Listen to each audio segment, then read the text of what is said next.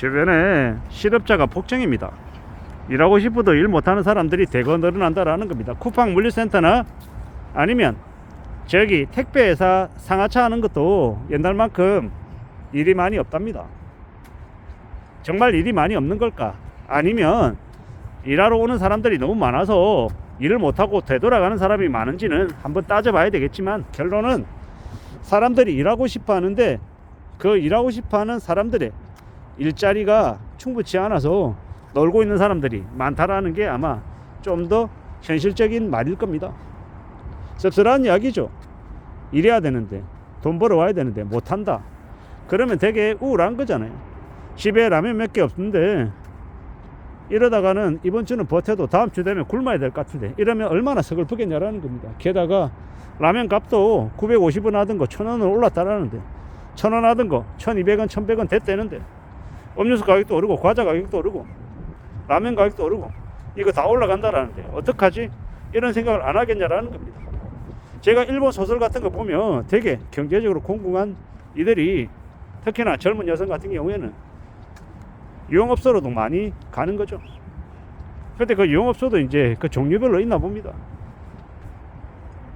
어느 이제 여성이 유흥업소에 취업을 했습니다. 취직을 했습니다.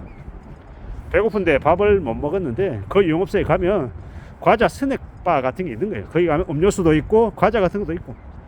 그러니까 그 여성이 그 스낵바 코너를 이용해서 끼니를 때우는 거예요. 그 스낵바에 있는 음료수 먹고 과자 먹어서 이 줄인 배를 채우는 거예요. 이런 일들이 일본에서는 되게 많이 벌어졌답니다.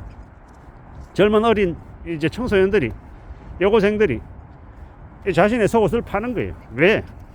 그런 거라도 팔아야 돈이 되니까. 근데 그거조차도 나중에 시간이 지나니까 수요와 공급의 법칙에 따라서 공급이 너무 많으니까 그런 것들에 대한 가격조차 떨어지더라는 겁니다.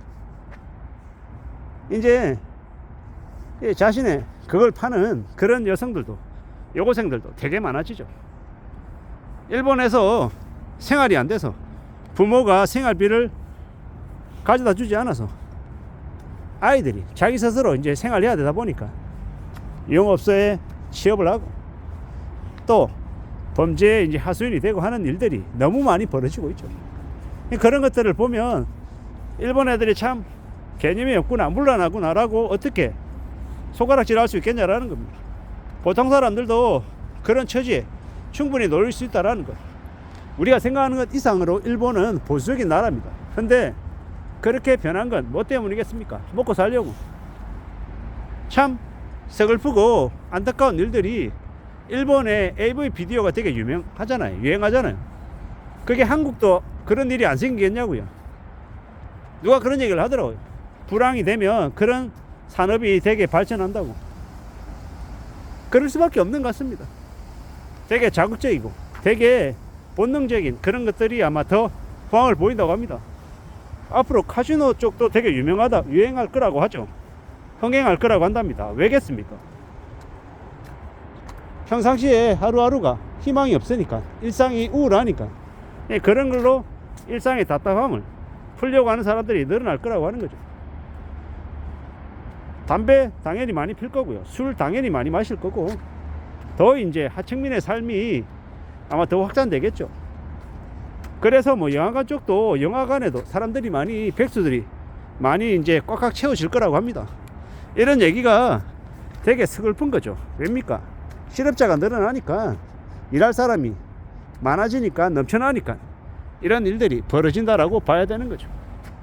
앞으로 우리가 살아가는 시대가, 우리가 경험하고 우리가 겪어가는 현실들이 되게 이럴 것 같다라는 겁니다.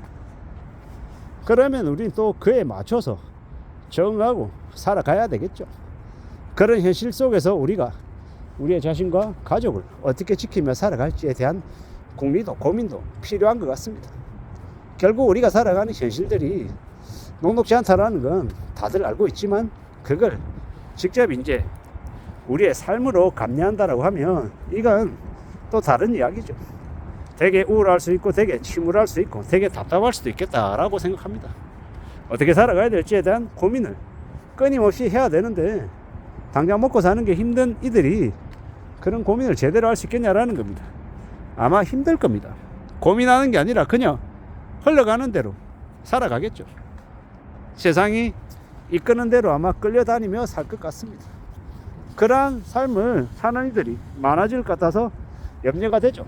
이미 저하고 친한 친구 녀석도 벌써 일하지 않고 쉰 게 1년이 넘었습니다. 친한 고참도 그렇고요. 이제 점점 주변에서 일하지 않고 일 못하고 쉬는 사람들이 자꾸 눈에 띄는 것 같습니다.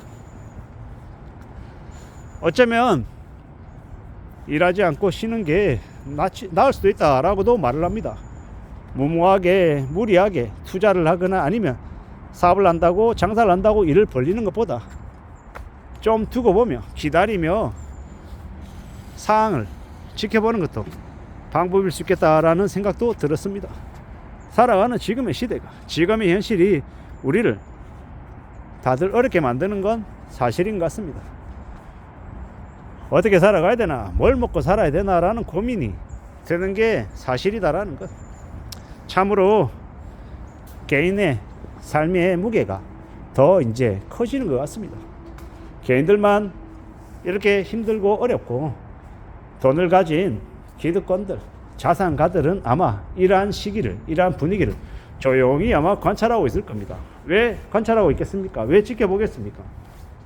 무수히 많은 사람들이 뱉어놓는 알짜 자산들을 헐값에 줄 기회를 아마 두고 보고 있는 걸 것 같습니다.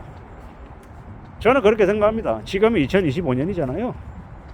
27년 말이나 한 28년 쯤이면 대략 아마 한 3, 4년 뒤쯤이면 5, 6, 7, 8 한 3, 4년 뒤쯤이면 많은 사람들이 알짜 자산들을 대규모로 시장에 내놓을 것 같습니다. 그리고 그 이후에 그 알짜 자산들을 아주 헐값에 주어가는 현금을 가진 자산가들이 있을 것 같습니다. 그래서 어떻게 되냐? 초유양극화 되는 거죠. 부자는 더 부자가 되고 가난한 사람들은 더 가난해지는 중산층이 실종되는 그런 시기가 아마 닥칠 것 같습니다. 우리가 어디에 속할지는요, 우리 개개인들의 행동과 생활에 따라 달라질 것 같습니다. 지금은 쿠팡 물류센터 일이든 택배 상하차든 음식 배달 일이든 자기 앞에 할 수 있는 가능한 일이 무엇이든 간에 그거 붙들어 매고 정말로 목숨 걸고 해서 지금의 이 힘들고 어려운 시기를 견뎌야 되는 때입니다. 나 이거는 못하고 나 저거는 못하고 나 이건 내가 할 일이 아니야, 이렇게 가리기 시작하면 앞으로 더 힘겨운 일, 더 곤란한 일들이 닥칠 수 있다고 생각합니다. 마음 굳게 먹고 살아가야 될 것 같습니다. 이상입니다.